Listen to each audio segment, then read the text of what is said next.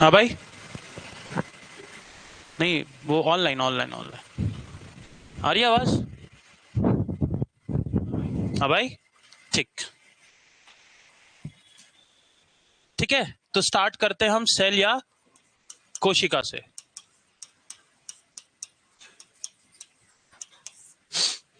Branch of biology, cell के अध्ययन को क्या कहेंगे? साइटोलॉजी। सबसे पहले इसकी हम खोज के हिस्ट्री के बारे में बात करते हैं। सबसे पहली कोशिका किसने खोजी थी? रॉबर्ट हुक ने। अगर आपसे मैं क्वेश्चन पूछूं कि पहली जीवित कोशिका लिविंग सेल किसने खोजी थी, तो किसने खोजी थी? रॉबर्ट हुक ने नहीं खोजी थी। हाँ, एंटोनी वैन लेवेनह्यूक। एंटोनी वैन लेवेनह्यूक ने, A.V. लेवेनह्यूक ने सबसे पहले जीवित कोशिका खोजी थी। इन्होंने जो खोजी थी वो पीस ऑफ कॉर्क, मतलब कि लकड़ी के एक, पुराने जमाने में जो यूज होती थी वो यूज होती थी आपकी ढक्कन। जो हम ग्लास आज यूज करते हैं ना, बॉटल, उसके ऊपर लकड़ी का ढक्कन रहता था। तो ये एक्सीडेंट था, जो इनका खोज था वो एक प्रकार का एक्सीडेंट था। ये क्या कर रहे थे, उसी समय एक माइक्रोस्कोप बना था, सिंपल माइक्रोस्कोप, जो इन्होंने खुद बनाया था। ठीक है, एक कंपाउंड माइक्रोस्कोप, सूक्ष्म दर्शी इसने बनाया था, एंटोनी वैन लीeuwenhoek ने बाद में बनाया था।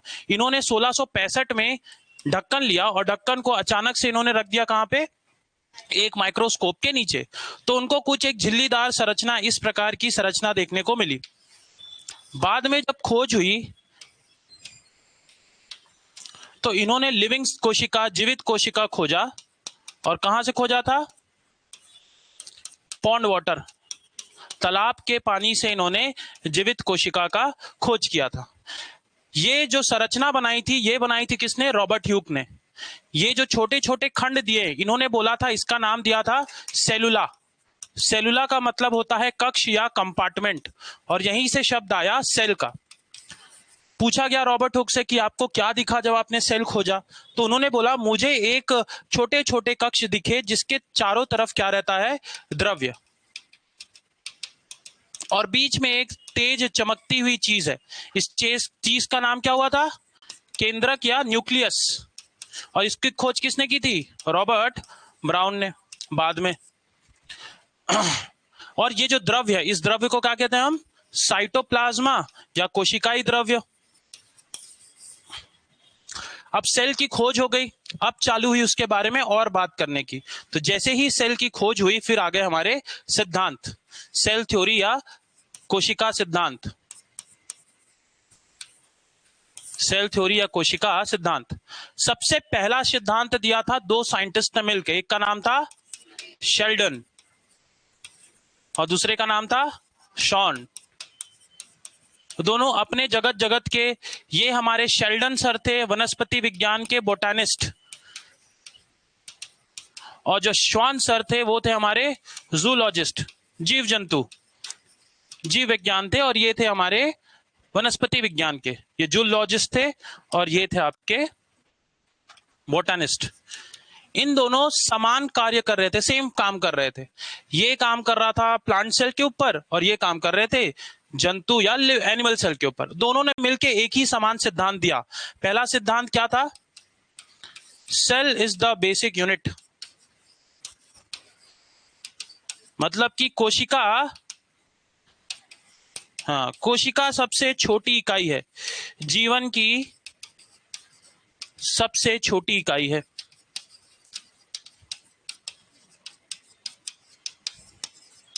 तो पहला सिद्धांत यही कहता है। साथ ही साथ उन्होंने ये कहा कि सारा जीव जंतु किससे बना है? कोशिका और कोशिका के समूह से। कोशिका के समूह को क्या कहते हैं? टिश्यू, उतक। उतक का कौन मेरे को परिभाषा बताएगा? उतक क्या होता है? अगर आपको कहीं पूछ दिया जाए कोशिका का समूह उतक कहलाता है, क्या वो सच है? सही है? समझ लीजिए, मेरे शरीर के अंदर हम बायो वाले हैं सारे। ये मेरी त्वची कोशिका है, एपिडर्मल टिश्यू है, उसके अंदर संयोजी कुशक हो, संयोजी उतक आएंगे। उसके अलावा हमारे तंतु उतक आते हैं, जो कि आपके कार्टिलेज और बोन आ जाते हैं, है ना। मैं सब उतक में से एक एक कोशिका को साथ में लाके रख दूं, हृदय ऊतक आ जाएंगे, हार्ट टिश्यू, कार्डियक टिश्यू, सबको लाके एक जगह रख दूं, क्या वो ऊतक कहलाएंगे? नहीं कहलाएगा। तो ऊतक की परिभाषा क्या होगी? हाँ, जिसकी उत्पत्ति समान हो, जिसका ओरिजिन और फंक्शन, उत्पत्ति और क्रिया समान हो, वही क्या कहलाता है? ऊतक। तो ये सारी बातें कब हुई? रॉबर्ट हुक के 1665 में। हमने डेट लिखा क्या? लिखा था क्या? लिखा था ना। हाँ, 1665 में होने के बाद सारी चीजें बाद में आती गई। अगर आप कोशिका सिद्धांत की बात करें तो हम सिर्फ 2 कोशिका सिद्धांत पढ़ते हैं। एक्चुअल में कोशिका सिद्धांत एक बड़ी सी बुक है साइटोलॉजी की, जिसमें कोशिका के बहुत सारे सिद्धांत आते गए। आपको एग्जाम पॉइंट ऑफ व्यू से सिर्फ 2 पढ़ना है। पहला क्या पढ़ना है? कोशिका सबसे छोटी इकाई होती है, cell is the basic unit of life. दूसरा, एक फेमस डायलॉग है जिससे दिया था रुडोल्फ विर्चॉ ने। क्या डायलॉग था भाई इनका? बसंती नहीं, ऐसा कुछ नहीं बोला था। क्या बोला था? ओमिनस सेलुला ई सेलुला, ओमिनस सेलुला ई सेलुला। ग्रीक साइंटिस्ट थे तो उसी के हिसाब से बोला। इसका मतलब क्या होता है? हर नई कोशिका कहां से बनी है? पुरानी कोशिका से बनी।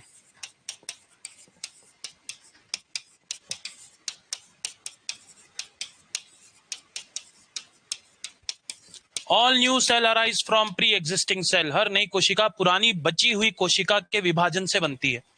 ठीक है, तो ये छोटा सा ओवरव्यू है। अब मैं आपसे पूछता हूं, आप ये बताइए कि मेरे पास 2 चीज हैं, एक हम देखते हैं लिविंग और एक है देखते हैं नॉन लिविंग, जीवित और अजीवित या मृत। दोनों के बीच में अंतर कराने वाले कुछ पॉइंट्स बताइए। किस चीज को आप लिविंग बोलेंगे, किस चीज को नॉन लिविंग बोलेंगे, क्योंकि सेल में उसका महत्वपूर्ण योगदान है। हम्म हम्म। मतलब जिसमें उपापचयी क्रिया, मेटाबॉलिज्म होगा, उसे हम क्या कहेंगे? लिविंग। मतलब जिसके अंदर मेटाबॉलिज्म या उपापचयी क्रिया होता है उसे हम नॉन लिविंग कहेंगे। इनके अंदर ये क्रिया नहीं होती है। उसके अलावा और कुछ बताइए।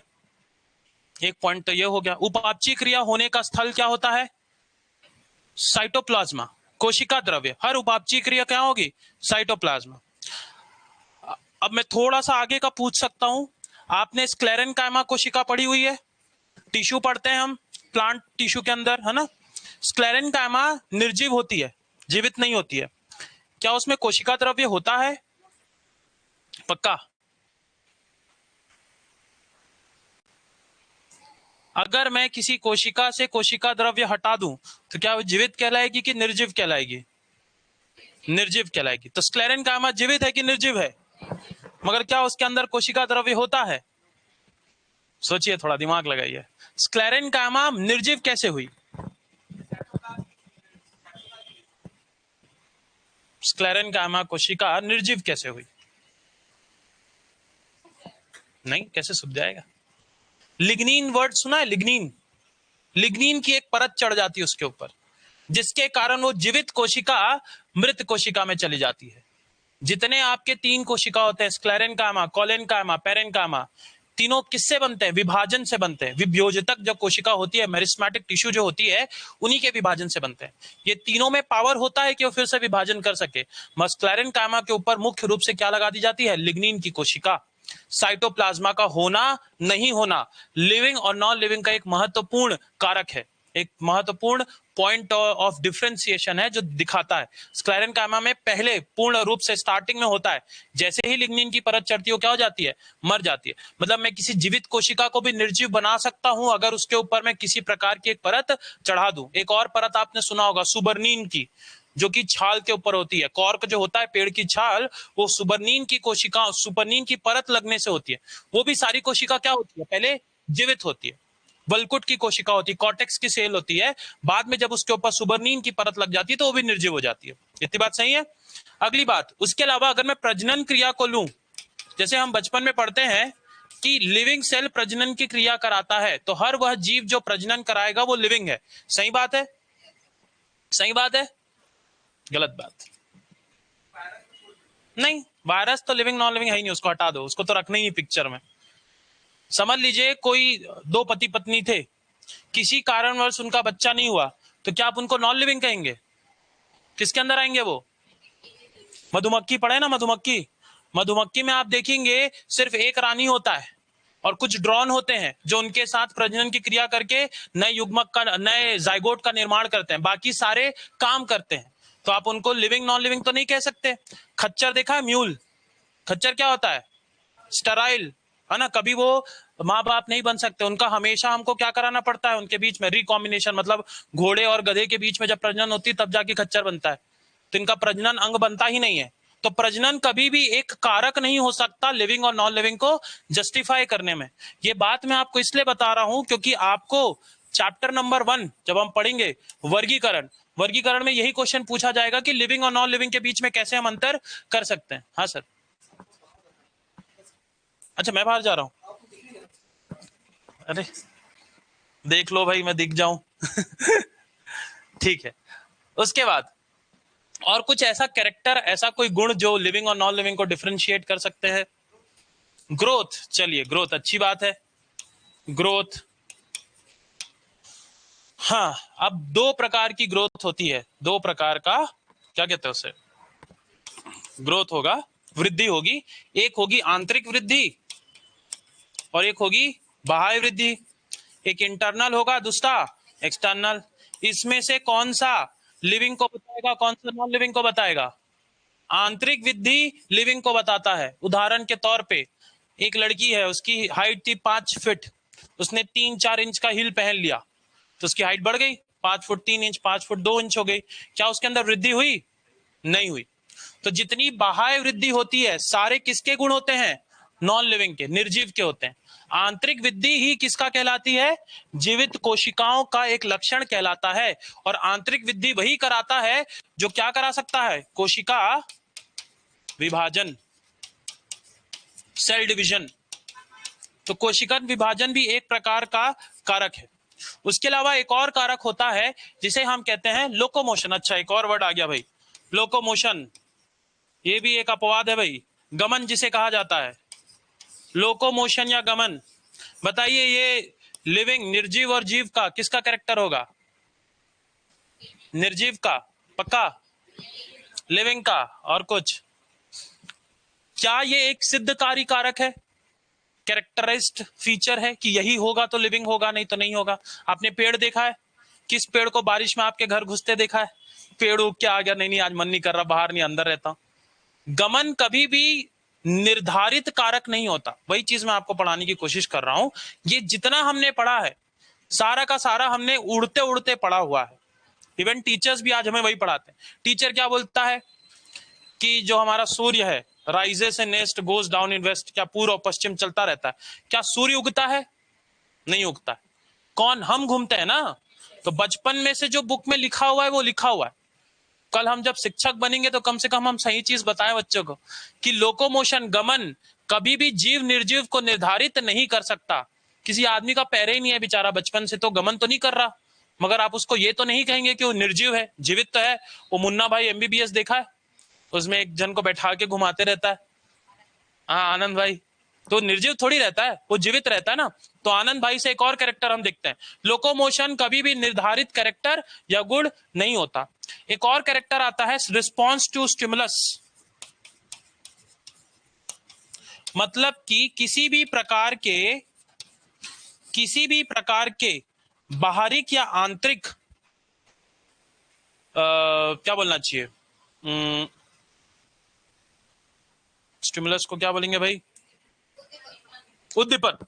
किसी प्रकार के उद्दीपन जैसे साउंड हो गया, केमिकल हो गया, हवा, उसके लिए उस पर्टिकुलर जीव का रिस्पॉन्स करना, वो एक कैरेक्टरिस्टिक फीचर नहीं होता है, वो एक लक्षण नहीं होता है। उदाहरण के तौर पे जैसे हमने बोला एक आदमी कोमा में है, अब उसको कितना भी मार लो, क्या वो रिस्पॉन्स करेगा? नहीं करेगा। पार्शियल पैरालिसिस हो गया, समझ लीजिए पैर में पैरालिसिस हो गया, इस पैर में पूरा सुन्न हो जाता है, नर्व चिपक जाती है, तो उस अवस्था में कुछ पता नहीं चलता। आपने स्लीपिंग डिस्क सुना होगा, डिस्क जो होती है हमारी वर्टिब्रल केशरुकी की जो खंड होती है वो आपस में हिल जाती है झटके से या खड़े होने के किसी भी कारण। तो उस अवस्था में नीचे का भाग कार्य नहीं करता, किसी प्रकार का सेंसर, डॉक्टर आएगा ऐसे मार के दिखता है। इस अवस्था में आप ये नहीं कह सकते कोई जीव निर्जीव है कि सजीव है। ठीक है, तो ये सारे आपके आधारित कारक नहीं है। कारक कौन कौन सा होगा आपका? एक मेटाबॉलिज्म, उपापचयी क्रिया, आंतरिक वृद्धि और साथ ही साथ कोशिका विभाजन। ये तीन आपके निर्धारित या डिफाइनिंग कैरेक्टर होते हैं जो लिविंग और नॉन लिविंग को डिफाइन कर सकता है। क्लियर है इतनी बातें? कहीं पे कोई भी डाउट हो तो पूछ लेना। अगला फिर हम आते हैं सेल की तरफ। तो सेल की आकार के हिसाब से आपको विभिन्न विभिन्न प्रकार की कोशिका देखने को मिलेगी। सबसे पहले हम जाते हैं हमारे दोस्त के पास जिसका नाम है बैक्टीरिया। कौन से जगत में आएगा ये? मोनेरा जगत। 5 जगत होती है, मोनेरा, प्रोटेस्टा, फंजाई, प्लांटे और एनिमेलिया। सबसे ज्यादा दुनिया में क्या है? बैक्टीरिया। आप डॉक्टर के पास जाते हैं, आपको सर्दी खांसी होती है, आप डॉक्टर के पास जाते हैं, डॉक्टर क्या बोलता है? आपको वायरल डिजीज है, ये बोलता है आपको वायरल हो गया है, और आपको टैबलेट देता है। वो टैबलेट क्या होता है पता है? एंटीबायोटिक। क्या होता है? यही देता है ना। कभी देखना, पूछना सर क्या दे रहे हैं, तो एक पैरासीटामोल देगा, एक एंटीबायोटिक देगा और एक एंटी एलर्जिक देगा, वो एसी लाख है ना। अगर डॉक्टर से पूछना अगर मेरे को वायरल डिजीज है तो मेरे को एंटीबायोटिक क्यों दिया जा रहा है? एंटीबायोटिक किसके ऊपर कार्य करता है? सूक्ष्म जीव के ऊपर, बैक्टीरिया के ऊपर। एंटी मतलब अगेंस्ट, विपरीत। बायोटिक मतलब लिविंग। आपको जितनी सर्दी खांसी होती है मुख्य रूप से वो बैक्टीरियल डिसऑर्डर होती है। वायरल डिसऑर्डर सिर्फ 2 ही है, वायरस से कराने वाले 2 ही जीव है, राइनो वायरस और रोटा वायरस, जो आपको सर्दी खांसी कॉमन कराता है। और वायरस हमेशा हमारे शरीर के अंदर नहीं घुस सकता। हमारा जो प्रतिरक्षा तंत्र होता है इतना अच्छा होता है कि हम उससे नहीं बच सकते। और बैक्टीरिया जो है सर्वत्र होता है। इंग्लिश में एक वर्ड यूज करते हैं बहुत सुंदर सा, कॉस्मोपॉलिटेंट। जैसे हम लोग मेट्रोपॉलिटन, मेट्रो में रहने वाले मेट्रोपॉलिटन कहलाते हैं। कॉस्मोपॉलिटन हिंदी में उसे कहा जाता है सर्वत्र, हर जगह। अभी मैं बात कर रहा हूं तो यहाँ पे 1000 प्रकार के बैक्टीरिया मेरे मुंह के अंदर घुस रहे हैं, हाँ कि ना। आप मुंह खोलिए 100 घुस जाएंगे, फिर भी आपको बीमारी होती है क्या? क्यों नहीं होती है? कौन सा रक्षा तंत्र, कौन सा प्रतिरक्षा तंत्र आपको बीमारी से बचा रहा है? एंटीबॉडी थोड़ी बताएगा। चलिए बाद में पढ़ते पढ़ते सोचेंगे। देखिए मैं ऐसे ही क्वेश्चन पूछूंगा, और ये जो छोटे छोटे क्वेश्चन पूछ रहा हूं ना, यही आपके एमसीक्यू में आते हैं। सारे आपके जो क्वेश्चन आएंगे ऐसे ही क्वेश्चन आएंगे, आपको कोई बहुत बड़ा भारी भरकम क्वेश्चन नहीं आने वाला। बैक्टीरिया के आकार पे 4 होते हैं। कौन कौन से होते हैं? 1 2 3 4, जल्दी। बहुत बढ़िया। पहला होता है कोकाई या कोकस, दूसरा बेसिलस, और कुछ होता है क्या? विब्रियो, और कुछ होता है क्या? स्पाइरल। 4 प्रकार के होते हैं, हिंदी इंग्लिश किसी में पढ़ लीजिए। कोकस कैसा होता है? गोलाकार। स्ट्रेप्टोकोकस सुना है क्या? क्या कराता है? स्ट्रेप्टोकोकस कौन सी बीमारी कराएगा भाई? निमोनिया। अगला बेसिलस सुना है क्या? हाँ, बैक्टीरिया में, वो बायोटेक्नोलॉजी में पढ़ते हैं हम लोग, बेसिलस थुरिनजेनेसिस। बीटी कॉटन सुना हुआ है? नहीं सुना है तो अभी सुन लेंगे। ये डंडाकार होगा, ये डंडाकार या सिलेंड्रिकल होता है। विब्रियो किस तरह होता है? कॉमा शेप्ड, इस तरीके के कॉमा शेप्ड होता है। कोलेरा कराता है विब्रियो, कोलेरा। और स्पाइरल तो देखा ही होगा कुछ इस प्रकार से। तो 4 प्रकार की आपकी कोशिका बैक्टीरिया के अंदर होती है। बैक्टीरिया कौन से वर्ग में आएगा? ये आते हैं आपके प्रोकैरियोटिक कोशिकाओं के अंदर। प्रोकैरियोटिक कोशिका। तो अभी हम इसको भी विभाजित करेंगे। 2 प्रकार की कोशिका होती है, प्रोकैरियोटिक और यूकैरियोटिक। जंतु जगत में जब हम वर्गीकरण पढ़ेंगे तो हम देखेंगे प्रोकैरियोटिक के भी 2 भाग होते हैं। कौन कौन से होते हैं? मोनेरा को भी 2 भागों में विभाजित किया गया था, फिर 6 जगत वर्गीकरण, 6 किंगडम क्लासिफिकेशन किया गया था। जल्दी बताइए। अरे नहीं बाबा, आर्के बैक्टीरिया और यू बैक्टीरिया। कहां से मल्टी सेलुलर लाएंगे आप? नहीं आएगा मल्टी सेलुलर। ठीक, अब उसके बाद हम आते हैं यूकैरियोटिक कोशिका की तरफ।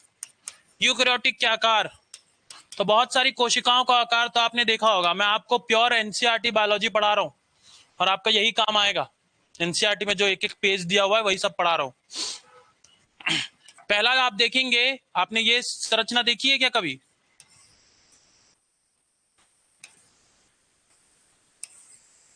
क्या कहते हैं संरचना को? तंत्रिका, नर्व सेल, न्यूरॉन्स। यहां पे कुछ आपको देखने को मिलेगा इस प्रकार की परत। इस परत को क्या कहते हैं? अरे नहीं, इस परत को क्या कहेंगे? माइलिन की शीट, माइलिन की परत, हाँ कि ना। ये माइलिन की परत होती है। इसके अंदर की जो डंडाकार संरचना, इसे एक्सॉन कहते हैं। एक्सॉन कहते हैं, और ये एक्सॉन एंडिंग या टर्मिनल कहलाती है, अंतिम छोरा, और ये कहलाती है डेंड्राइट्स। डेंड्राइट्स क्या करती है, किसी प्रकार की संवेदना को पकड़ने का काम करती है। जैसे अभी मैं जो भी कह रहा हूं वो संवेदना है, आवाज मेरी वो कान से होते हुए कहां जा रही है, ब्रेन के पास, और ब्रेन उसको समझ रहा है, क्योंकि आपने पढ़ा होगा। अभी गणित के बच्चों को ले आओ, कुछ नहीं समझ में आएगा। फिर वो ब्रेन उस चीज को, रिस्पॉन्स को फिर मोटर न्यूरॉन, मोटर तंत्रिका के द्वारा आपके दिमाग में या तो स्टोर कर लेगा, समझ में आएगा तो बैठेंगे, नहीं समझ में आएगा तो उठ के चले जाएंगे। तो मोटर न्यूरॉन उसका रिस्पॉन्स देता है, जिस प्रकार की संवेदना है। बाजू में एक गर्म सा लोहा आ गया, पकड़ लिया आपने, तो सेंसरी संवेदना जो तंत्रिका होती है वो लेके जाती है, और मोटर न्यूरॉन उसके हिसाब से अपना रिजल्ट बनाती है कि उसको पकड़ के रखना है कि छोड़ देना है। तो एक तो न्यूरॉन होती है। न्यूरॉन एकमात्र ऐसी कोशिका है जो पूर्व विभाजन नहीं कर सकती है। भ्रूण अवस्था में बन गई, उसके बाद वो विभाजित नहीं करती, नहीं तो विभाजित करती तो मेरे हाथ पैर फाड़ के निकल जाना चाहिए था। सबसे बड़ा भी यही होता है, हर तरफ ये होता है ना, हर तरफ संवेदना रहती है। उसके अलावा दूसरी जो कोशिका आप देखेंगे वो आरबीसी की कोशिका, रेड ब्लड सेल। इसका आकार देखिए, मस्त सुंदर सा कुछ इस प्रकार का होता है। टोटल 4 खांचों में बनी रहती है। कौन से प्रोटीन से बनती है ये, हीमोग्लोबिन। कौन सा प्रोटीन रहता है, हीमोग्लोबिन तो इसका नाम है ना। आरबीसी को हम हीमोग्लोबिन भी कहते हैं। कौन सी प्रोटीन से बनती है ये, ग्लोबुलिन नामक प्रोटीन से। टोटल 3 प्रकार के ग्लोबुलिन प्रोटीन होते हैं, अल्फा, बीटा और गामा। अल्फा और बीटा, यहां 2 कक्ष होता है, 2 अल्फा 2 बीटा। आपसे क्वेश्चन पूछा जाएगा आरबीसी की संरचना कैसी है, तो 2 अल्फा 2 बीटा। भ्रूण अवस्था में, फीटल स्टेज में यह संरचना होती है 2 अल्फा 2 गामा। वहां से मस्त एक क्वेश्चन पूछता है आपसे, पूछेगा कि बताइए दोनों में से ऑक्सीजन की एफिनिटी, ऑक्सीजन का लगाव किसकी तरफ ज्यादा होता है, किसकी तरफ ज्यादा होगा, भ्रूण अवस्था में इनकी तरफ ज्यादा होता है, यस, कंपैरिजन टू दिस। ये संरचना कहलाती है आपकी डंबल शेप्ड, डंबल जिस हिसाब का होता है उसी प्रकार की। उसके अलावा आपने कुछ संरचना देखी होगी, स्टोमेटा कोशिका देखा है क्या, स्टोमेटा जो कि उत्सर्जन कराती है, ट्रांसपिरेशन कराती है, मोनोकॉट और डाइकॉट के अंदर, एक बीजपत्री और द्विबीजपत्री के अंदर। मोनोकॉट में कैसे रहती है स्टोमेटा कोशिका की संरचना, जल्दी जल्दी, कुछ इस प्रकार की संरचना रहती है, इस प्रकार की। और डाइकॉट में कैसी संरचना होती है, किडनी जैसी, किडनी जैसे अंदर की तरफ सेल्यूलोज होता है जो इसे थिक बना लेता है। तो ये सारी संरचना आपको आकार के हिसाब से विभिन्न विभिन्न प्रकार की कोशिका देखने को मिलेगी। जैसे परागकण, पॉलन ग्रेन देखा होगा, पॉलन ग्रेन की भी संरचना बहुत ही सुंदर होती है, कुछ इस प्रकार का होता है। परागकण सुना है ना सबने, हाँ, इस प्रकार की। ऊपर वाली कोशिका क्या कहलाती है, वेजिटेटिव, नीचे वाली जनरेटिव। ये कायिकी कोशिका होती है, और ये जननी कोशिका होती है। इसके अंदर मेल न्यूक्लियाई, नर युग्मक उपस्थित होते हैं, नर केंद्रक। पॉलन ग्रेन विभिन्न विभिन्न आकार का मिल सकता है आपको, अलग अलग प्लांट में अलग अलग प्रकार का परागकण या पॉलन ग्रेन देखने को मिलेगा। तो आकार के हिसाब से हर कोशिका की संरचना अलग होती है। अब हम इसको देखते हैं साइज के हिसाब से। सबसे छोटी कोशिका कौन सी होती है, बैक्टीरिया की। उससे भी छोटा कौन सा होता है, माइकोप्लाज्मा की कोशिका, जैसे PPLO, pneumonia like virus, pleuro pneumonia like organism. PPLO या माइकोप्लाज्मा, माइकोबैक्टीरियम जो टीबी कराता है आपको, तेंदुपत्ता में मिलेगा आपको, उसी के पत्तियों में रहता है। तो जब आदमी स्मोकिंग करता है तो वो बैक्टीरिया स्मोक के माध्यम से कहां चला जाता है, अंदर लंग्स में फैल जाता है, तो टीबी की बीमारी हो जाती है। तो सबसे छोटा होगा, अगर मैं देखने जाऊं तो सबसे छोटा आकार के हिसाब से अगर मैं बताऊं तो बैक्टीरिया की साइज कितनी होगी भाई, 1 से 2 माइक्रोमीटर। अच्छा देखते रहना, मैं वहां से गायब ना हो जाऊं, फिर आ जाएंगे सर आप गायब हो गए। और माइकोप्लाज्मा की अगर बात किया जाए तो माइकोप्लाज्मा की साइज कितनी होती है, 0.1 से लेके 0.2 माइक्रोमीटर, मतलब 1/2 कम है, बैक्टीरिया की संरचना से 1/2 कम है। अगर मैं यूकैरियोटिक कोशिका आरबीसी की बात करूं तो आरबीसी की साइज कितनी होती है, 3 से 5 माइक्रोमीटर। अब आपको मजे की बात समझाता हूं, एनसीईआरटी में जब हम कोशिका सेल चैप्टर पढ़ते हैं तो वहां पे इसका साइज दे दिया है 5 से 7 माइक्रोमीटर, और आगे पढ़ते हैं तो 3 से 5 माइक्रोमीटर। तब उसमें लिखा है, जो लिखा है वो लिखा है, उसको तो बदल नहीं सकते। उसके अलावा सबसे, हाँ बेटा, आंसर 3 से 5, ठीक है। उसके अलावा न्यूरॉन सबसे लंबी कोशिका होती है, सबसे लंबी कोशिका यही होती है। और सबसे बड़ी कोशिका ऑस्ट्रिच का अंडा, ऑस्ट्रिच एग, सबसे बड़ी कोशिका।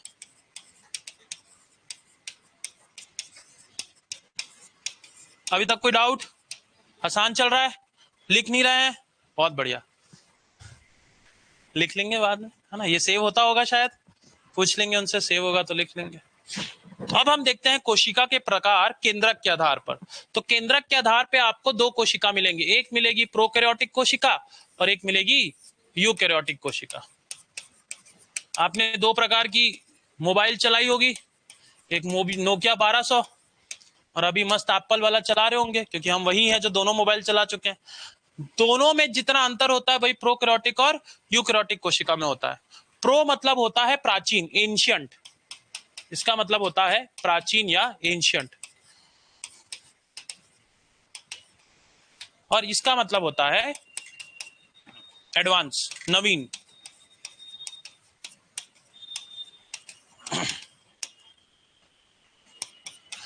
क्या क्या लक्षण इसके हैं, क्या क्या लक्षण इसके हैं? इसमें एक भी कोशिका अंग उपस्थित नहीं होता, no cell organelle is present. किसी प्रकार का भी कोशिका अंग, क्या क्या कोशिका अंग होते हैं? केंद्रक होता है, माइटोकॉन्ड्रिया, न्यूक्लियस, माइटोकॉन्ड्रिया, वैक्यूल रेक्टिका, लाइसोसोम्स होते हैं, उसके अलावा गोल्जी का या गोल्जी बॉडी होता है, ईआर होता है, अंतःप्रद्रवी झिल्लिका, एंडोप्लाज्मिक रेटिकुलम। तो इस प्रकार की एक भी कोशिका अंग इसके अंदर उपस्थित नहीं होती, इसके अंदर सारे के सारे अंग उपस्थित होते हैं। उसके अलावा प्रोकैरियोटिक में जगत कौन से आते हैं? मोनेरा, अभी हम मोनेरा के बारे में और देखेंगे। और इसमें सारे जगत आएंगे, प्रोटिस्टा आ जाएगा, प्लांट फंजाई आ जाएगा, प्लांटे आ जाएंगे और एनिमेलिया आ जाएगा। इसके अंदर जो इसका जो जेनेटिक पदार्थ होता है, अनुवंशिक पदार्थ, जिसे डीएनए कहा जाता है। डीएनए कैसा होता है? नग्न होता है। इस नग्न डीएनए का नाम क्या होता है? न्यूक्लियोइड, न्यूक्लियोइड कहा जाता है। और इसका जो डीएनए होता है वह डीएनए किसके अंदर होता है? इनसाइड न्यूक्लियस, केंद्रक के अंदर उपस्थित होता है। अगर मैं प्रजनन की बात करूं तो इनके रूप से, मुख्य रूप से प्रजनन कैसा होता है? अलैंगिक या एसेक्सुअल। और इनके अंदर प्रजनन होता है सेक्सुअल, एसेक्सुअल, बाइसेक्सुअल। बाइसेक्सुअल तो जानवर होते हैं, एक जीव जिसके अंदर दोनों लैंगिक अंग है उसे हम बाइसेक्सुअल कहते हैं। प्रजनन की क्रिया अलग होती है और जीव अलग होता है ना। तो सेक्सुअल, एसेक्सुअल, साथ ही साथ आप पढ़े होंगे वेजिटेटिव प्रोपोगेशन, कायिकी जनन जिसे कहा जाता है, कायिकी जनन जिसे कहा जाता है, जो कि मुख्य रूप से कहां देखने को मिलता है? प्लांट किंगडम में। प्लांट और फंगस के अंदर आपको देखने को मिलेगा कि उनका कोई भी एक भाग टूटता है और उससे नया प्लांट उग जाता है। अच्छा, क्या आपको पता है बैक्टीरिया के अंदर सेक्सुअल रिप्रोडक्शन भी होता है, लैंगिक जनन भी होता है? पढ़ा है आपने? कौन कौन सा होता है? हाँ, 3 प्रकार का, बढ़िया। सेक्सुअल 3 प्रकार का होता है। कौन कौन सा होता है? हाँ, रूपांतरण या ट्रांसफॉर्मेशन, कॉन्जुगेशन, ट्रांसलोकेशन नहीं, ट्रांसडक्शन, और तीसरा होता है ट्रांसडक्शन। मजे की बात है कि बैक्टीरिया के पास एक भी लैंगिक अंग नहीं होता, फिर भी सेक्सुअल रिप्रोडक्शन होता है। क्यों, कैसे?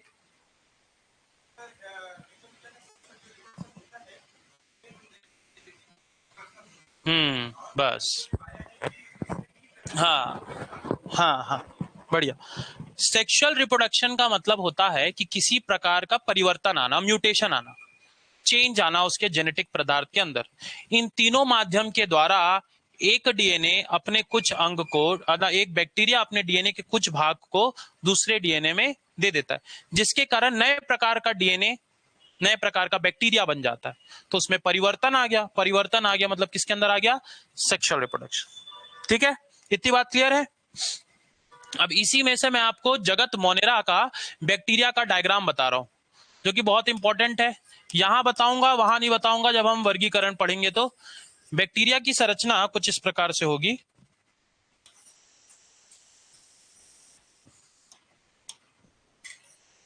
बोर तो नहीं हो रहा है?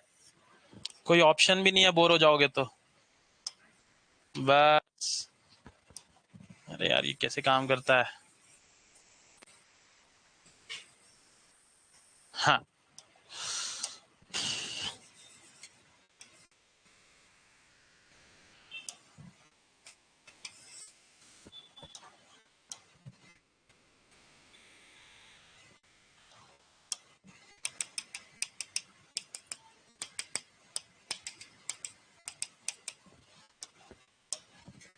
तो इस प्रकार का एक बैक्टीरिया की संरचना होती है। बैक्टीरिया की जब हम संरचना देखते हैं तो बैक्टीरिया दो प्रकार के होते हैं। या तो उनमें कैप्सूल हो सकता है, या तो कैप्सूल नहीं होगा। कैप्सूल सबने देखा होगा, खाया भी होगा।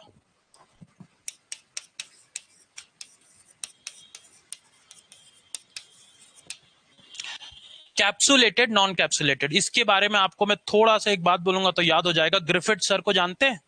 ग्रिफिथ का एक्सपेरिमेंट हुआ था, चूहे के ऊपर किया था।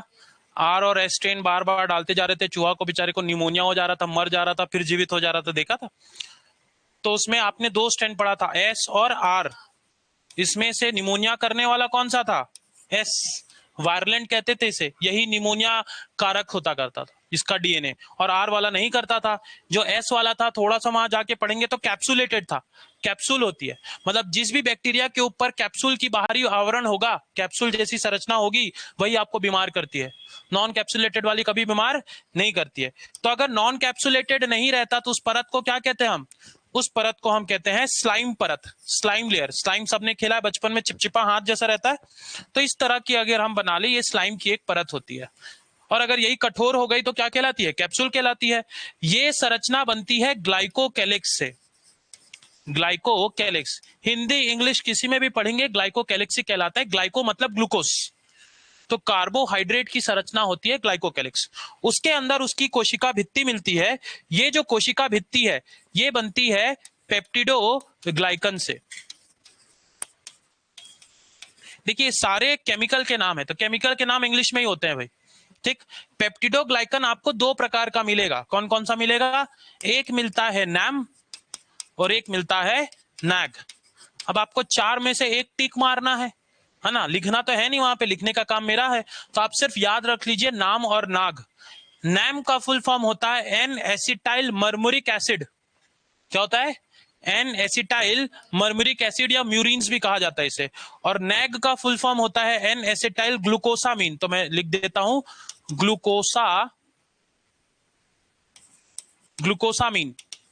और ये होता है मर्मरिक एसिड, मर्मरिक अम्ल। तो दो चीज से इसकी बाहरी आवरण बनी है, किससे?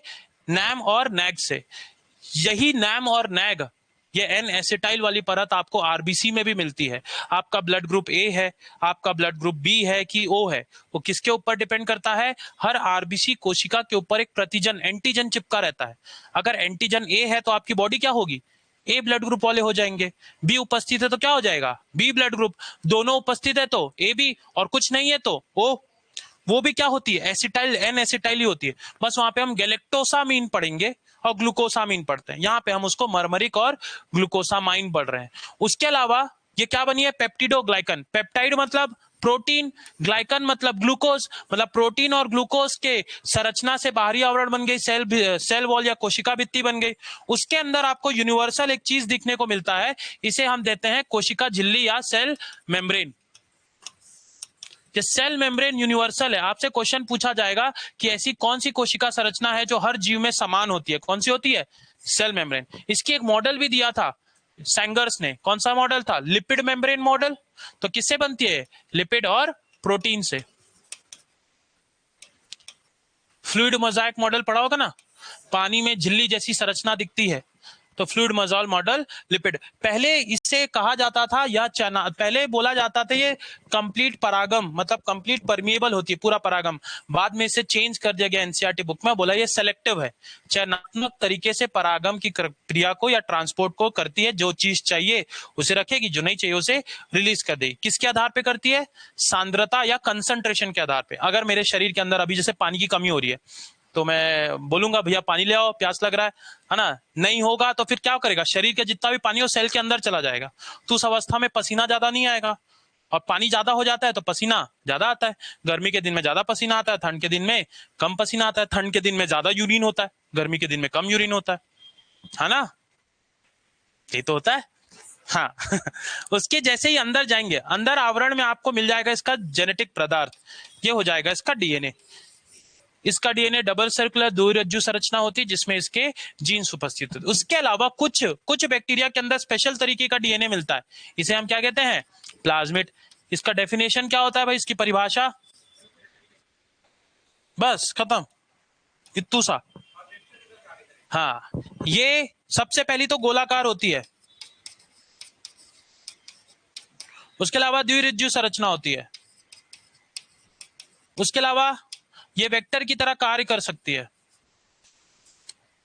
इसके पास एंटीबायोटिक रेजिस्टेंट जीन भी होता है, जिसके रूप से हम इसे चयन भी कर सकते हैं। समझ लीजिए अगर इसके पास टेट्रासाइक्लिन वाला जीन है और डॉक्टर ने आपको टेट्रासाइक्लिन एंटीबायोटिक दे दी तो उस बैक्टीरिया को कुछ नहीं होने वाला। इसलिए देखना वो ऐसा एंटीबायोटिक देता है जिसमें 2-3 एंटीबायोटिक जुड़े होते होंगे। कभी भी आपको ये होगा ना तो अपना मेडिसिन पलट के देख लेना, उसमें सब लिखा रहता है कौन कौन सा एंटीबायोटिक दिया हुआ है, सब चीज लिखा रहता है। उसके अलावा आपको क्या देखने को मिलेगा यहाँ पे, एक आपको देखने को मिल जाएगा ये संरचना जिसे हम कहते हैं राइबोसोम। राइबोसोम। तो अभी हम प्रोकैरियोटिक का यहाँ पे भूल गए एक पॉइंट लिखना, ये वाला कहाँ गया? हाँ, यहाँ पे जब हम इसका वो कर रहे थे, विभाजन कर रहे थे, तो यहाँ पे प्रोकैरियोटिक के अंदर किस प्रकार का राइबोसोम मिलता है? 70S टाइप का। और इसके अंदर क्या मिलता है? क्या होता है एस मतलब? नहीं, क्रॉसबर्ग कहां से आ गया? क्रॉस एस से सी कैसे हो जाए? एस मतलब क्या होता है? सब यूनिट। सब यूनिट नहीं होता। एस मतलब क्या होता है? स्वेडबर्ग, साइंटिस्ट का नाम भैया। और इसे ही एक और चीज बोला था, सेडिमेंट्री कोफिशिएंट।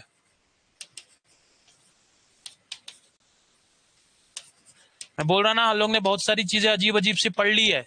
मैं भी बहुत सालों तक इसे सब यूनिट मानता था, सब यूनिट नहीं है। और साइंटिस्ट का नाम है स्वेडबर्ग, जिसने खोजा था। और सेडिमेंट्री कोफिशिएंट मतलब क्या होता है? जब इसे हम गुरुत्वा के रूप में जब तेजी से घुमाते हैं, सेंट्रिफ्यूगेशन कराते हैं, तो भार के आधार पर दो चीज परिवर्तित हो जाती है। जो बड़ी वाली थी, भारी थी, वो ऊपर आ गई, और जो छोटी वाली थी वो नीचे चली गई। बाद में जब बड़ी वाली राइबोसोम को निकाल के देखा, किसकी थी वो? प्रोकैरियोटिक की। 80 mmHg के प्रेशर है। हम डेंसिटी घनत्व को उसी में नापते हैं mmHg में, तो 80 mmHg का जिसके ऊपर घनत्व आया वो प्रोकैरियोटिक का निकला, और जो 70 का आया वो यूकैरियोटिक का निकला। इसे फिर बाद में दो भागों में विभाजित किया गया। 70S दो चीजों से बनती है, 50 और 30, और 80S 60 और 40। यहाँ प्लस माइनस नहीं होगा कि 50-30 जोड़ के 80 कर दिया, है ना। 70 दो इकाई से बनती है, 50 और 30, और 80 60 और 40 से बनती है। तो एक पॉइंट हम भूल गए थे। तो इसके अंदर इसका खुद का राइबोसोम आ गया। कहाँ गया मेरा भाई? हाँ, ये आ गया राइबोसोम। कौन सा? 70S का। उसके अलावा इसके पास ये कुछ उभरी हुई संरचना होती है। ये उभरी हुई संरचना क्या कहलाती है? या कहलाती है मीजोजोम। क्या होता है, क्या काम होता है मीजोजोम का? हाँ, और एकदम आसान याद करना, ट्रिपल आर फंक्शन, 3R का कार्य करता है। क्या क्या कार्य होता है? पहला, रिप्लिकेशन, द्विगुणन कराता है। दूसरा कराता है रिपेयर और रीजनरेशन। अगर समझ लीजिए सेल को चोट लग गया, प्लाज्मा मेम्ब्रेन को, तो वापस से रिपेयर करने का काम कौन करेगा? यही। समझ लीजिए किसी प्रकार से छिद्र हो गया, यहाँ पे जगह बन कट गई, तो वापस से लिपिड और प्रोटीन का जो परत बनाएगी वो यही बनाएगी, मीजोजोम। और तीसरा जो कार्य कराता है वो रेस्पिरेशन या श्वसन की क्रिया कराता है, और एटीपी का फॉर्मेशन कराता है। ठीक है, तो ट्रिपल आर फंक्शन किसका है? मीजोजोम का। रेस्पिरेशन, श्वसन की क्रिया, रिपेयर कराना, और रिप्लिकेशन या द्विगुणन कराना। तीनों कार्य कौन करेगा? ये। मतलब इसके पास अलग अलग कोशिका अंग नहीं है। यूकैरियोटिक कोशिका में हम देखते हैं रिप्लिकेशन की प्रक्रिया कहां होती है? केंद्रक के अंदर। रेस्पिरेशन, श्वसन की प्रक्रिया कहां होती है? वायु श्वसन। माइटोकॉन्ड्रिया और साइटोप्लाज्मा के अंदर। आप दो साइकिल अभी मैं आप लोगों को पढ़ाऊंगा थोड़े दिन बाद, एक ग्लाइकोलाइसिस सुना हुआ है और एक क्रेब चक्र, TCA cycle, try carboxylic acid cycle. तो ग्लाइकोलाइसिस कहाँ होती है? साइटोप्लाज्मा में, कोशिका द्रव्य में। और टीसीए कहाँ होता है? माइटोकॉन्ड्रिया के अंदर। उसके बाद एक और चक्र पढ़ते हैं हम, इलेक्ट्रॉन परिवहन तंत्र, ईटीसी, इलेक्ट्रॉन ट्रांसपोर्ट चेन, जो माइटोकॉन्ड्रिया के आंतरिक परत पे चलती है, जिसके आधार पे आपका एटीपी का निर्माण होता है। ठीक, तो ये एक संरचना, एक बार देख लीजिए घूर के, इसको याद हो जाएगा। इसके अलावा जब हम और डीप में पढ़ते हैं तो बैक्टीरिया का कोई कलर होगा, जैसे आपने ग्रीन सल्फर बैक्टीरिया पढ़ा होगा, पर्पल सल्फर बैक्टीरिया पढ़ते हैं, तो जिस हिसाब का कलर का बैक्टीरिया होता है उस हिसाब का यहाँ पे एक संरचना बन जाती है जिसे हम कहते हैं क्रोमैटोफोर। इसे हम रंग कणिका भी कहते हैं, रंग देता है, रंजित करता है, इसे कुछ कलर देता है। उसके अलावा इसके पास छोटी छोटी वेसिकल, छोटी छोटी ऐसी कुपिकाएं बन जाती है जो कि स्टोरेज का काम करती है। क्या स्टोर करेगा? या तो लिपिड कर लेगा, वसा को कर लेगा, या कार्बोहाइड्रेट को स्टोर कर लेगा। अगर लिपिड कर लिया तो वसा, रिक्तिका, या छोटी छोटी, क्योंकि इनके अंदर बड़ी वैक्यूल तो है नहीं, इसे भी खाना संरचना संग्रहित करना है, तो इसलिए छोटी छोटी ये सारी कोशिकाएं बनती कहां से है? मीजोसोम्स। यही टूट टूट के निर्माण कर देती है छोटी छोटी कुपिकाओं का। इस कुपिका के अंदर अगर रंग आ गया तो क्रोमैटोफोर कहलाएगा, कुछ खाना संग्रह हो गया तो स्टोरेज के लिए काम आ जाएगा। ठीक है, मुख्य रूप से तो ये जो मैंने पहले बनाया वही सब उपस्थित होती है। समझ में आ गया बैक्टीरिया की कोशिका के? एक आसान सा क्वेश्चन, क्योंकि आप लोगों को नींद आ रहा है, जो आपके इंपॉर्टेंट है। एक हम पढ़ते हैं डबलिंग टाइम। डबलिंग टाइम क्या होता है भाई? किसी भी कोशिका को विभाजन होने का समय। जैसे अगर मैं बोलूं एक मनुष्य की कोशिका कितने देर में विभाजित होती है? अरे आपकी कोशिका कितने देर में विभाजित होगी? खुद के बारे में नहीं पता, पूछो उससे, भाई कब विभाजन हो रहा है, कितने देर में विभाजन होगा?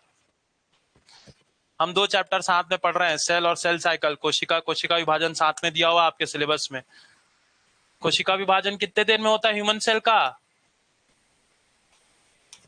अरे 24 घंटा ना, 24 घंटे में विभाजित होती है आपकी कोशिका। 1 से 2 होती है, 1 से 2 होती है। विभाजन दो प्रकार की होती है, कौन कौन सी? एक समसूत्री और माइटोसिस और मियोसिस। बैक्टीरिया में क्या होता है? Mitosis, meiosis. बैक्टीरिया में क्या होता है? मियोसिस होता है। अर्धसूत्री, समसूत्री कहां पे होता है पहले वो तो बताइए। समसूत्री और अर्धसूत्री कहां होगा? माइटोसिस और मियोसिस कहां पे होगा? हाँ हाँ, तो मेरे अंदर कौन सा वेजिटेटिव पार्ट है, कौन सा अंग को मैं खा सकता हूं? सही बात है, सोमैटिक कोशिकाएं कहते हैं उसे। सोमैटिक कोशिका वह कोशिका जो वृद्धि में इंपॉर्टेंट होती है, वो उसमें क्या होता है? माइटोसिस या समसूत्री। और जो जम कोशिका होती है जिसे युग्मक का निर्माण होता है, उसमें क्या होता है? मियोसिस। बैक्टीरिया के अंदर कौन सा विभाजन होता है? माइटोसिस होगा। अच्छा ये भी बता देता हूं कि समसूत्री से 1 से 2 कोशिका बनती है और मियोसिस 1 से 4 कोशिका। मतलब यहाँ पे 2 बार विभाजन होता है, एक मियोसिस 1 और मियोसिस 2। ठीक, और इसमें प्लॉइडी जो गुणित होती है, इसमें अगर 2n की कोशिका है तो इसका गुणांक कितना होगा? 2n और 2n। और इसमें अगर कोशिका 2n है तो गुणांक क्या हो जाएगा? n n n और n। भाई पानी ले अगर सुन रहे हो तो। हाँ बताइए आप, बैक्टीरिया के अंदर कौन सा विभाजन होगा? माइटोसिस होगा, मियोसिस होगा? दोनों नहीं होगा। क्यों नहीं होगा? इनके अंदर ए माइटोसिस होता है। हाँ, अरे बाप रे, ए माइटोसिस होता है, ना माइटोसिस होता है ना मियोसिस होता है। क्यों नहीं होता? क्योंकि इनके अंदर सेल ही नहीं है। भाई अभी तो पढ़ा हमने लैंगिक अलैंगिक, अलैंगिक मुख्य रूप से होता है, तो इनके अंदर क्या होगा? ए माइटोसिस। तो सर कितनी कोशिका बनेगी? 1 से बन जाती है आपकी 2 कोशिका। समझ में आया? 1 से कितनी कोशिका बन जाएगी? 2 कोशिका। ठीक, अब वापस हम हमारे टॉपिक पे आते हैं, डबलिंग टाइम के बारे में बात कर रहे थे। तो डबलिंग टाइम जो होता है ह्यूमन सेल का कितना होता है? 24 आवर, जिसमें आप टोटल 4 अवस्था पढ़ते हैं, G1 अवस्था, S, G2 और M। ये जो तीनों अवस्था है वो 23 घंटे लेती है और ये अवस्था 1 घंटे लेती है। इसी में डिवाइड होता है कि माइटोसिस होना है कि मियोसिस होना, वो भी डिवाइड होता है कोशिका के ऊपर कि कौन सी कोशिका, जर्म कोशिका है जो युग्मक का निर्माण करेगी या सोमैटिक कोशिका है जो वृद्धि का निर्माण करेगी। ठीक है, वहीं पे फंगस का पूछा जाएगा आपसे कि फंगाई का डबलिंग टाइम कितना होता है, तो कितना होता है 90 मिनट्स। एक जो क्वेश्चन अच्छा सा पूछा जाता है वो आपके एप्टीट्यूड में भी पूछ सकता है आपको, एप्टीट्यूड आ गया ना आपका जनरल में, बैक्टीरिया, बैक्टीरिया का कितना होता है 20 मिनट, 20 मिनट में 1 से 2 बन जाती है। अब आपसे क्वेश्चन पूछ रहा हूं, एक बहुत ही सुंदर सा साइंटिस्ट है जिसका नाम शुभम शर्मा है, ठीक है, वो एक एक्सपेरिमेंट करा रहा है, खुद को सुंदर बोल रहा हूं। उसने एक कोशिका ली किसकी, बैक्टीरिया की, ठीक, और उसे ये पता है कि 20 मिनट में विभाजन होता है, क्योंकि अभी लिखा हुआ है कितने देर में विभाजन होगा, हर 20 मिनट में। एक कोशिका लिया और यहां पे प्लेट लगा दिया और प्लेट में लगा दिया मीडिया। मीडिया जानते हैं सब, पोषण होता है बैक्टीरिया का, क्या होता है मीडिया, कौन से मीडिया में ग्रोथ कराते हैं हम, कौन से मीडिया में ग्रोथ कराते हैं हम, अरे बैक्टीरिया प्लांट को सेम मीडिया में ग्रोथ करा सकते हैं क्या? सबने अपनी कक्षा में पढ़ा होगा, बैक्टीरिया कल्चर सब बनाते हैं बीएससी एमएससी में, मैं भी बीएससी एमएससी वाला हूं। तो कौन सा मीडिया यूज करते हैं हम, एलबी मीडिया, लूरियास ब्रॉथ या लूरियास अगार, लूरिया का मीडिया यूज करते हैं हम। और प्लांट के लिए कौन सा मीडिया यूज करते हैं, एमएस मीडिया। म्यूलर और स्कुक दो साइंटिस्ट है जिन्होंने साइटोकाइनिन नामक उसकी भी खोज की थी, क्या नाम है उसका, प्लांट हार्मोन, पादप हार्मोन साइटोकाइनिन, म्यूलर और स्कुक। तो एमएस मीडिया किसके लिए उपयोग करते हैं हम, प्लांट के लिए, जिसमें कैलस उत्पत्ति होती है। सबने पीटीसी किया होगा यार, बिलासपुर में एक ही लैब उपस्थित है, वो PTC plant tissue culture lab, एक तो लेमिनार एयर फ्लो लगा रहेगा, सर दे देंगे जाओ लैब, एक सरसों डाल दो और उगाते रहो, कुछ नहीं उगता उससे। तो उसने लूरियास ब्रॉथ पे एक सेल लिया और 90 मिनट बाद देखा कि आधा जो प्लेट था वो किससे भर गया था, बैक्टीरिया सेल से। पूरी प्लेट कितने देर में भरेगी, पूरी प्लेट कितने देर में भरेगी, ये क्वेश्चन है, बहुत हार्ड क्वेश्चन। कितना देर लग जाएगा, अरे आसान सा क्वेश्चन है। एक बैक्टीरिया सेल लिया और हमें पता है हर 20 मिनट में विभाजन करता है। 90 मिनट बाद जब उसने चेक किया तो देखा आधा बैक्टीरिया, आधा जो प्लेट था वो किससे भर गया था, बैक्टीरिया से। तो पूरा भरने में कितना टाइम लगेगा, और 90 मिनट नहीं, कितना, सिर्फ 20 मिनट। मतलब 20 मिनट और बाद कितना हो जाएगा वो, 110 मिनट के बाद पूरी की पूरी कोशिका एक साथ विभाजन करेगी। ये एक बहुत ही हार्ड क्वेश्चन आ सकता है अगर आपका न्यूमेरिकल क्वेश्चन आया इस चैप्टर से, बहुत हार्ड क्वेश्चन है, बन जाएगा ऐसा। और किसी का भी पूछ सकता हो विभाजन में, किसी का भी। ये डबलिंग टाइम बहुत इंपॉर्टेंट है, ये सारे डबलिंग टाइम आपके लिए इंपॉर्टेंट। अब आते हैं हम कोशिका की कुछ रोचक जानकारी के बारे में। कोशिका का अध्ययन, टाइम देखते रहेंगे ना, हो गया ठीक, 5 मिनट बस। कोशिका का अध्ययन, उसके बाद हम कल से कोशिका अंग के बारे में पढ़ेंगे। आपके पास होते हैं दो परतीय संरचना, ये भी इंपॉर्टेंट है आपके लिए। 2 परतीय संरचना वाले कोशिका अंग कौन कौन से हैं, माइटोकॉन्ड्रिया, न्यूक्लियस, क्लोरोप्लास्ट, बढ़िया। ये 3 संरचना है जो 2 परतीय संरचना होती है, जिसमें 2 परत या 2 मेम्ब्रेन देखने को मिलेंगे। एक परतीय सिंगल मेम्ब्रेन किसमें देखने को मिलेगा, ईआर, गोल्जी बॉडी, वैक्यूल और लाइसोसोम। अंधप्रद्रवी झिल्लिका तंत्र, झिल्ली, गोल्जिकाय, रिक्तिका और लाइसोसोम में आपको एक परतीय संरचना देखने को मिलेगी। अपरतीय संरचना किसमें देखने को मिलेगी, राइबोसोम, ठीक है चलो लिख लेते हैं राइबोसोम। और सेंट्रियोल सुना है क्या, ताराकाय जिसे कहा जाता है, कब बनता है, विभाजन के समय, सिर्फ विभाजन के समय बनता है। किस अवस्था में बनता है, कौन से फेज में बनेगा, G1S, G2M, एम फेज में, बहुत गलत जवाब, पढ़ेंगे बाद में। अपरतीय संरचना राइबोसोम और सेंट्रियोल। उसके बाद होता है cell within cell, cell नहीं बोलना चाहिए, ऑर्गेनली विद इन ऑर्गेनली, मतलब कोशिका अंग के अंदर उपस्थित कोशिका अंग, ऑर्गेनली विद ऑर्गेनली, कौन सी है? नहीं, राइबोसोम। हाँ वैसे न्यूक्लियोलस भी कह सकते हैं, सही बात है, न्यूक्लियोलस भी केंद्रक के अंदर ही होता है, न्यूक्लियोलस। केंद्रिका कहते हैं इसे, केंद्रिका, न्यूक्लियोलस। इसका कार्य क्या होता है? न्यूक्लियोलस का कार्य, राइबोसोम का कार्य पता है? प्रोटीन संश्लेषण में काम आएगा। तारक है सेंट्रियोल किसके काम आता है? स्पिंडल तंतु या स्पिंडल फाइबर बनाने के काम आता है। मजे की बात है प्लांट में सेंट्रियोल उपस्थित ही नहीं होते, फिर भी विभाजन हो जाता है। पूछूंगा नहीं। न्यूक्लियोलस क्या करता है? आरएनए का निर्माण करता है। ठीक है, पढ़ेंगे अभी। बस बस आज के लिए सिर्फ इतना ही। ज्यादा हो गया क्या? ज्यादा हो गया? अभी आप लोगों का डेमो चल रहा है, मेरे को 2 से 2.5 महीने में खत्म करना है। कितने दिन का है आपका? कितने महीने का? जितने भी दिन का। आपको फास्ट पढ़ना पड़ेगा ना, मैं अभी एकदम धीरे पढ़ा रहा हूँ। जब क्लासेस तेज होगी तो एक दिन में एक चैप्टर पढ़ेंगे हम, तो उतना प्रिपेयर होके आना। नोट्स सामने आपके सेव हो जाएगा, लिखते चलिए साथ में मेरे साथ साथ। कैसा नोट्स चाहिए आपको बताइए?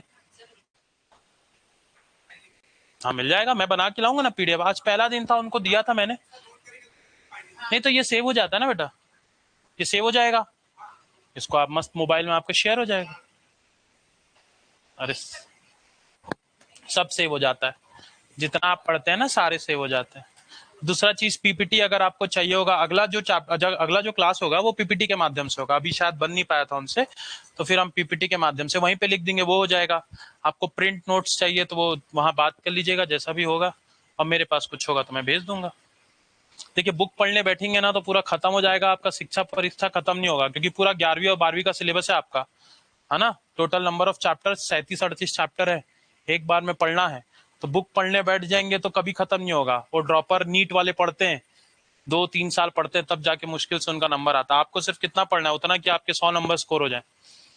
ठीक, तो उसके हिसाब से पढ़िए, ज्यादा नोट्स पे मत घुस जाइए। क्लास नोट्स पर्याप्त होगा, जितना मैं लिखाता हूँ, जितना मैं कराते जाता हूँ। और ये स्क्रीनशॉट हो जाएगा, मेरे ख्याल से लाइव चलता रहता है, कोई भी डाउट होगा तो कर सकते हैं। बाकी गुड नाइट। चले एंड करते हैं क्या इसको?